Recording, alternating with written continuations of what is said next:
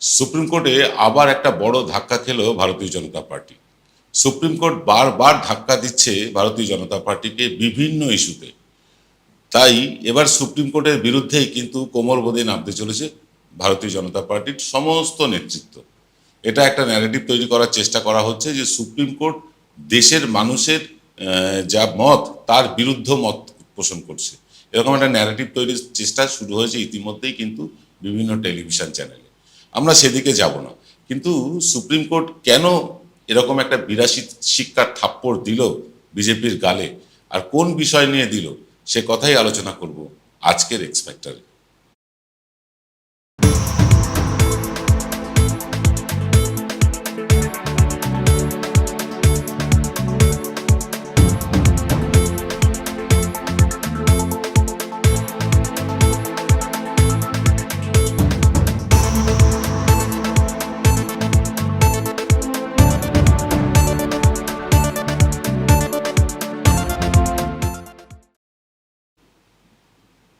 নমস্কার, আদাব। আমি আপনাদের প্রবীর বিশ্বাস। আপনারা দেখতে শুরু করেছেন প্রত্যেক দিনের অভ্যেস মতো বিশ্বজোড়া বাঙালির আওয়াজ এনকে ডিজিটালের প্রভাতী অনুষ্ঠান এক্স ফ্যাক্টর। আজকের এক্স ফ্যাক্টর সুপ্রিম কোর্টে বিজেপির ধাক্কা।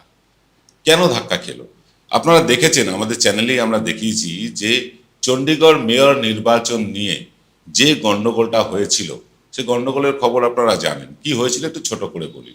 চণ্ডীগড় মেয়র নির্বাচন হয় সাধারণত কাউন্সিলররা ভোট দিয়ে মেয়র নির্বাচন করেন।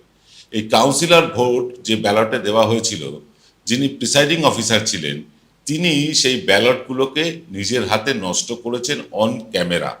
হ্যাঁ, সিসিটিভি ক্যামেরা চলছিল, সেই ক্যামেরার সামনে নিজের হাতে নষ্ট করেছেন, যার ফলে সংখ্যাধিক্য থাকা সত্ত্বেও ইন্ডিয়া জোট হেরে যায় এবং বিজেপি জিতে যায়। এবং তারপরে তিনি বেশ বুক ফুলিয়ে বলেন যে বিরোধীরা এরকম চক্রান্ত করছে, আসলে তিনি কিছু করেননি। অথচ ক্যামেরা স্পষ্ট ধরা পড়েছে তিনি বেশ কয়েকটি ভোটার স্লিপে, অর্থাৎ যেখানে ভোট দেওয়া হয় ব্যালটে, তিনি নিজের হাতে কিছু লিখছেন বা সই করছেন। আপনারা জানেন ব্যালট পেপারে ছাপ্পা দেওয়া ছাড়া অন্য কোনো কিছু থাকলে সেই ব্যালট বাতিল হয়ে যায়। সই করতে পারেন, কোনো দাগ দিতে পারেন, কিছু একটা করতে পারেন, যাই করুন না কেন ব্যালট বাতিল হয়ে যায়। এভাবেই ব্যালট বাতিল করে বিজেপিকে জিতিয়ে দেওয়া হয়েছিল। সেই নির্বাচনের যিনি মেন এজেন্ট, কাউন্টিংয়ের যিনি মেন পুরোধার, তিনি হচ্ছেন অনিল মাসি। অনিল মাসিটা কে? অনিল মাসি হচ্ছেন বিজেপির একজন বড় নেতা। হ্যাঁ, তিনি বিজেপির বড় নেতা, আমরা সকলেই জানি। এবং সেই অনিল মাসিকেই প্রিসাইডিং অফিসার করা হয়েছিল। এবং এই প্রিসাইডিং অফিসার হয়ে তিনি দলের প্রতি আনুগত্য দেখাতে গিয়ে বিরোধীদের ভোটটা কেটে দেন, বিরোধীদের ভোট নষ্ট করে দেন, এবং তারপর তিনি ব্যালট নিয়ে চলে যান, দ্রুততার সাথে চলে যান। তিনি যখন চেয়ার ছাড়লেন তখনই হই হই করে বিজেপির কাউন্সিলররা সেই চেয়ারে গিয়ে বসে পড়ল। এই ছিল ঘটনা, আর পুরোটাই ধরা পড়েছে কিন্তু সিসিটিভি ক্যামেরায়। আমরা আপনাদেরকে যে কথা বলতে চাই সেটা হচ্ছে যে এই রকম ভাবে যে বিজেপির একজন নেতাকে প্রিসাইডিং অফিসার করা যায় কি? আপনারা কি বলেন? আমরা এই প্রশ্ন রেখেছিলাম আপনাদের কাছে আমাদের অনুষ্ঠানে। আপনারা প্রত্যেকেই বিরুদ্ধ মত জানিয়েছেন যে কোনো রাজনৈতিক দলের লোক কেন প্রিসাইডিং অফিসার হবে। কিন্তু এক্ষেত্রে হয়েছিল জোর যার মুলুক তার। এখন বিজেপির হাতে সব, তারা কেন্দ্রে বিরাট ক্ষমতায় রয়েছে, তাই তারা যা খুশি তাই করছে। এক্ষেত্রেও তারা যা খুশি তাই করে পার পেয়ে যেতে চেয়েছিল। কিন্তু মামলা গেল সুপ্রিম কোর্টে। সুপ্রিম কোর্টে মামলা উঠল। সুপ্রিম কোর্টে মামলা ওঠার পর সুপ্রিম কোর্ট প্রথমেই জানালো যে গণতন্ত্রকে ধ্বংস করেছেন অনিল মাসি, বিজেপির নেতা এবং প্রিসাইডিং অফিসার। একদম পরিষ্কারভাবে জানালো। তারা কড়া হুকুম দিল যে সমস্ত ব্যালট পেপার নিয়ে অনিল মাসিকে নিজে সুপ্রিম কোর্টে গিয়ে দাঁড়াতে হবে। এটা সুপ্রিম কোর্ট অর্ডার দিল। অর্ডার দেওয়ার মাত্রই তাকে সেই কাজ পালন করতে হবে, এটা স্বাভাবিক। তিনি পালন করতে সুপ্রিম কোর্টে গেলেন।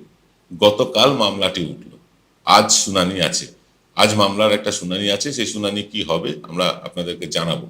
তবে এটা বলি আপনাদেরকে যে এই যে অনিল মাসি, তিনি একজন বিজেপির নেতা হয়ে, প্রিসাইডিং অফিসার হয়ে, তিনি যে ব্যালট নষ্ট করে বিজেপিকে ভোটে জেতানোর চেষ্টা করলেন, এটা নিয়ে কিন্তু ক্ষুব্ধ সুপ্রিম কোর্ট। আপনাদেরকে বলি এর মধ্যেই আরেকটা ঘটনা ঘটে গিয়েছে। ঘটনাটা হচ্ছে যে জিতে তো গিয়েছে বিজেপি, কিন্তু সেখানে স্থগিতাদেশও হয়েছে।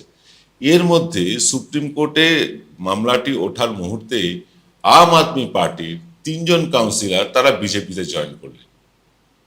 মানে আজকেই তারা জয়েন না, গতকাল জয়েন করেছেন, গতকাল তারা বিজেপিতে জয়েন করলেন।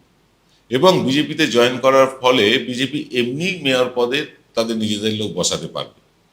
এবার প্রশ্ন হচ্ছে, সুপ্রিম কোর্ট যেটা নিয়ে গভীর চিন্তা ব্যক্ত করেছে যে সেটা হচ্ছে যে এইভাবে দল বদলুদের আটকাতে, অর্থাৎ এই যে ঘোড়া কেনাবেচা করে মানে মিউনিসিপ্যালিটি দখল করা, রাজ্য দখল করা, এই যে প্রবণতা, এই প্রবণতায় কিন্তু প্রবল উদ্বেগ প্রকাশ করেছেন বিচারপতি চন্দ্রচূড় সাহেব।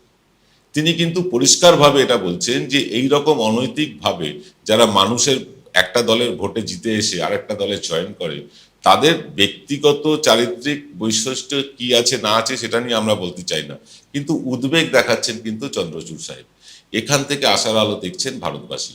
এই যে একটা রাজনৈতিক দলের টিকিটে জিতে, অর্থাৎ ধরুন আপনার এলাকায় যিনি ভোটে দাঁড়িয়েছেন, আপনি সেই মানুষটাকে ভোট দিলেন কোনো রাজনৈতিক দলকে দেখে, তারপর সেই মানুষটা ডিগবাজি খেয়ে চলে গেলেন অন্য একটি দলে। এবার ডিগবাজি তো এমনি খায় না কেউ, নিশ্চয়ই কলাটা মূলোটা ইত্যাদি ইত্যাদি পাওয়া যায় তাই খান। তো যাই হোক, চলে গেল, অর্থাৎ আপনার বিশ্বাস ভঙ্গ হলো। এই যে ভোটারদের বিশ্বাস ভঙ্গ করে এরা চলে যান, এই ব্যাপারটাই কিন্তু উদ্বেগ প্রকাশ করেছে আমাদের প্রধান বিচারপতি ডিওয়াই চন্দ্রচূড়। এবং এইটা এইটা আপনাদেরকে বলে রাখি, এইটা কিন্তু একটা সুলক্ষণ যে আগামী দিনে এই বিভিন্ন রাজনৈতিক দলের নেতারা যে দল বদল করে চলে যান, সুপ্রিম কোর্ট আজ কি রায় দেবেন আমরা জানি না, যদি এই নিয়ে কোনো রায় দেন তাহলে নিশ্চয়ই কি আপনার ভারতের মানুষ একটু স্বস্তির নিঃশ্বাস ফেলবে। আর আপনাদের জন্য বলে রাখি, একটা ছোট্ট বিরতি নিচ্ছি, বিরতির পর ফিরে আসছি।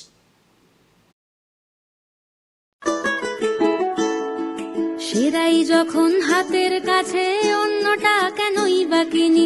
আজ বাঙালির ঘরে ঘরে একটাই নাম, সুন্দরিনী। সুন্দরিনী সুন্দরিনী সুন্দরিনী সুন্দরিনী। জয়গুরু রত্নভান্ডার জ্যোতিষ সীমা, এখানে গোল্ড মেডেলিস্ট জ্যোতিষী বসেন। হাই কোয়ালিটির আসল গ্রহরত্ন সবচেয়ে কম দামে এখানে পাওয়া যায়। স্থান বেলঘড়িয়া রানী পার্ক, বটতলা, 2 নম্বর রেলগেটের নিকটে। 9681345722 এবং 9007778922। ফিরে এলাম বিরতির পর। আপনারা দেখছেন এনকে ডিজিটালের প্রভাতী অনুষ্ঠান এক্স ফ্যাক্টর।